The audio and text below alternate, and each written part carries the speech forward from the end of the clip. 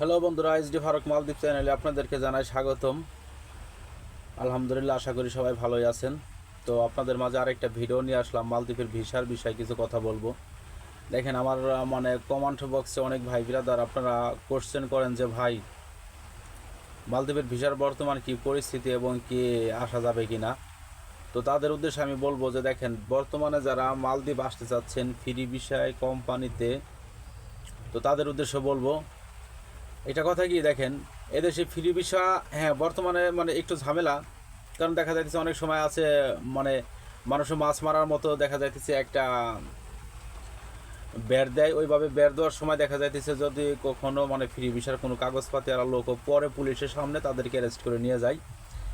আর যারা নাকি বর্তমানে কোম্পানিতে আসতে চাইতেছেন, আলহামদুলিল্লাহ ভালো কোনো কোম্পানিতে আসেন। আমি প্রত্যেকটা ভিডিওতে আপনাদেরকে বলি যে যদি পারেন ভালো যাচাই বাছাই করে ভালো কোম্পানিতে আসেন। দেখেন একটা কথা কি, অনেক সময় একটা প্রাইভেট কোম্পানি বা একটা সরকারি কোম্পানি সেম ভিসা আপনারা সেম রেটে কখনো কিন্তু ভিসা পাবেন না। একটা সরকারি কোম্পানিতে মিনিমাম মনে করেন যে লক্ষ টাকার উপরে লাগবে আসতে হলে, হ্যাঁ।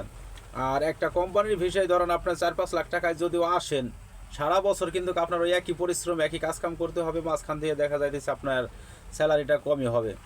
আর ভালো একটা সরকারি কোম্পানি যেমন মালদ্বীপে এমটিসিসি কোম্পানিতে লোক নিচ্ছে, আমি কিন্তু অনেকবার আপনাদেরকে বলছি, আপনাদের কমান্ডের উত্তর দিয়ে সারার মতো নয় ভাই। তো বলি যে দেখেন, যদিও একটু বেশি লাগে, বেশি লাগলেও আপনারা কোম্পানিতে বড় একটা কোম্পানিতে আসেন। দেখেন সাধারণ আপনি 1 লক্ষ টাকা কম দিয়ে এখন আসবেন বা 50,000 টাকা কম দিয়ে আসবেন, আপনি কিন্তু সারা বছর স্যালারি কম পাবেন। একই কাজ একই কোম্পানির মাধ্যমে দেখা যাইতেছে যদি হয় তাহলে কিন্তু মোটামুটি ভালো হয়। তো দেখা যাইতেছে আপনি সারাদিন ভরে যে পরিশ্রম করবেন, ছোট একটা কোম্পানিতেও যে পরিশ্রম করতে হবে বড় একটা কোম্পানিতে, অথচ তার চেয়ে একটু সুযোগ সুবিধা ভালো, কাজটা একটু কম করতে হয়। তো দেখা যাইতেছে আপনার এখানে আসার সময় একটু টাকা বেশি লাগলেও কিন্তু আপনি নেক্সট টাইমে দেখা যাইতেছে যে প্রত্যেক মাসে মাসে স্যালারিটা বেশি পাবেন। মিনিমাম দেখা যাইতেছে মনে করেন যে 5-7 হাজার 10,000 টাকা বেশি পাবেন প্রত্যেক মাসে। তো এই জন্য বলি যারা আসবেন আলহামদুলিল্লাহ ভালো কোনো কোম্পানিতে বা ফ্রি ভিসায় যেভাবে আসেন। দেখেন আজকাল সবচেয়ে বড় কথা হচ্ছে কি, ফ্রি ভিসায় এসেও কিন্তু হাজার হাজার মানুষ মালদ্বীপে কাজ করছে। তো সবচেয়ে বড় কথা হলো যে আপনারা আসবেন যার মাধ্যমে, আলহামদুলিল্লাহ সেই মানুষটা যদি আপনার সাথে প্রতারণা না করে বা আপনাকে কোনো মানে চক্রান্তর মাঝে না ফেলে, তাহলে আলহামদুলিল্লাহ আপনার লাইফটা আপনি সেটেল করতে পারবেন। তো সবচেয়ে বড় কথা হচ্ছে আপনি যার মাধ্যমে আসবেন সেই মানুষটা যদি ভালো হয় তাহলে আপনার লাইফটা ভালো হয়ে যাবে। আর দেখেন অনেক সময় আছে অনেকেই মালদ্বীপে ঢুকে পড়ে যে যাই যাই যে অবস্থা হয় হবে নেই, আসলে কিন্তু কইটা না। মালদ্বীপের সিস্টেম আমি আপনাদেরকে বলি, আপনি যদি কোম্পানিতে আসেন, যে কোম্পানিতে আসবেন আপনার কিন্তু ওই ভিসায় কোম্পানির নাম লেখা থাকবে। এবং কি অনেকেই বলেন যে ভাই আমরা তো মালদ্বীপে যাইতে চাইতেছি, তাহলে মালদ্বীপে এতগুলো টাকা লাগবে, রিসোর্টে ঢুকবো। হ্যাঁ, আপনি রিসোর্টে ঢুকেন, সমস্যা নাই, রিসোর্টে টাকা বেশি লাগে, ওখানে কিন্তু স্যালারি কম হয়। স্যালারি মনে করেন যে আপনার দেখা যাইতেছে যদি একটা লেবার আসে, গার্ডেন গ্রুপ হোক বা এমনিতেই হোক, আপনার মোটামুটি $150 কিংবা $175 এরকম হবে। বাংলার মনে করেন যে আপনার কত 17, 18, 20 হাজার টাকার মতন পড়বে স্যালারি। কিন্তু 20,000 টাকার মতো পড়লেও কিন্তু আপনার এক্সট্রা কিছু টিপস আছে, সার্ভিস আছে, যেখানে দেখা যাইতেছে আপনার সার্ভিস দিয়ে বেতন দিয়ে বাংলাদেশের লক্ষ টাকার উপরে যায় যে সমস্ত ভালো ভালো রিসোর্টগুলো আছে, রানিং রিসোর্ট। তো দেখেন আপনারা আসবেন, মালদ্বীপে আসার পরে দেখা যাইতেছে এই দেশে যদি একটা ভোগান্তিতে পড়েন, তখন কিন্তু আপনি আসার সময় যে টাকাগুলো ঋণ করে আসবেন সেগুলো কিন্তু কখনোই শোধ করতে পারবেন না। আর আপনি যদি বাংলাদেশ থেকে যাচাই বাছাই করে না আসেন, এই দেশে আসার পরে আপনি কি করবেন? এই দেশে আসার পরে আপনার করণীয় কিচ্ছু নাই। আপনাকে যদি মনে করেন যার মাধ্যমে আসবেন, যে এজেন্সির মাধ্যমে আসবেন, সে যদি আপনাকে নিয়ে ফ্রি ভিসায় দিয়ে দেয়, তাহলে কিন্তু আপনার ওখানে কাজ করতে হবে। অনেক ভাই বিরাদার বলেন যে ভাই একটা কোম্পানির মাধ্যমে যাইতে চাইতেছি, তো রিসোর্টে যাবো, এই সে তারা বলে যে ওখানে গিয়ে 1 মাস কাজ করো, পরে কোম্পানিতে নিয়ে নিবে। আসলে ভাই এগুলো সত্য না, সবই মিথ্যা কথা। কেননা বাটপাড়ির কিছুটা নমুনা আপনারা হয়তো প্রথমে বুঝতে পারবেন, কারণ আপনি যেখানে আসবেন, কোম্পানিতে আসেন, রিসোর্টে আসেন, একটা দোকানে আসেন বা শপিং মলে যেখানে আসেন না কেন, আপনাদের কিন্তু প্রত্যেকটা ভিসায় লেখা থাকবে যে আপনি কোথায় যাচ্ছেন।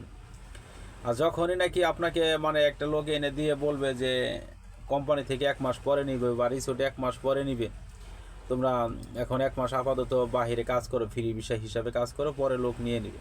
আসলে কিন্তু না ভাই, নিবে না আপনারে কখনোই নিবে না। একবার কাজে দিয়ে দিতে পারলে তাদের দায়িত্ব শেষ।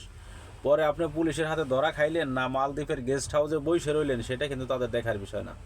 তো এই জন্য বলি ভাই, যারা আসবেন দেশে থাকতেই যাচাই বাছাই করে আসেন। এই দেশে দেখেন, এই দেশে আসার পরে যদি আপনার একটা ভোগান্তিতে পড়ে, নতুন একটা পরিস্থিতিতে আসবেন, আপনি না ভাষা জানেন, না এই দেশের মনে করেন যে রাস্তাঘাট চিনবেন না, আপনার মনে করেন যে পাশে কেউ থাকবে, কেউ কিন্তু থাকবে না। প্রবাস লাইফটা আসলে ভাই অনেকটাই কষ্ট। যদি আপনার অসুখ হয় তাহলে কিন্তু আপনার নিজের যত্ন, নিজের চিকিৎসা নিজেরই করতে হবে, কেউ আপনার পাশে থাকবে না। হয়তো দেখা যাইতেছে যাদের সাথে ফ্রেন্ড হিসাবে একসাথে থাকবেন, চলাফেরা করবেন, তারা কিন্তু আপনার জন্য কাজ কামাই দিয়ে বসে থাকে, কিন্তু আপনার পাশে কেউ সেবা যত্ন করবে না। আপনার জ্বর আসলে আপনার মাথায় পানি ঢালতে হবে। হয়তো বা বন্ধুরা করবে কখন, আপনার পরিচিতরা করবে কখন, যখন নাকি তারা ডিউটি শেষ করে রুমে আসবে ততক্ষণ, কিন্তু ততক্ষণ তো আপনার টিকে থাকতে হবে। তো এই জন্য বলি, যারা আসবেন দয়া করে তারা নিজেরাই দেশে থাকতে যাচাই বাছাই করে আসেন ভাই। এই দেশে আইসা ভোগান্তিতে পড়েন না, কারণ এই দেশে আপনাদের মতো অনেকই আছে এরকমভাবে না জানে শুনে আইসা, কোম্পানির নাম জানে না, কোথায় যাইতেছে সেটাও জানে না, আইসা এই দেশে অ্যাভেলেবেল মানুষ আছে ভোগান্তিতে পড়তেছে।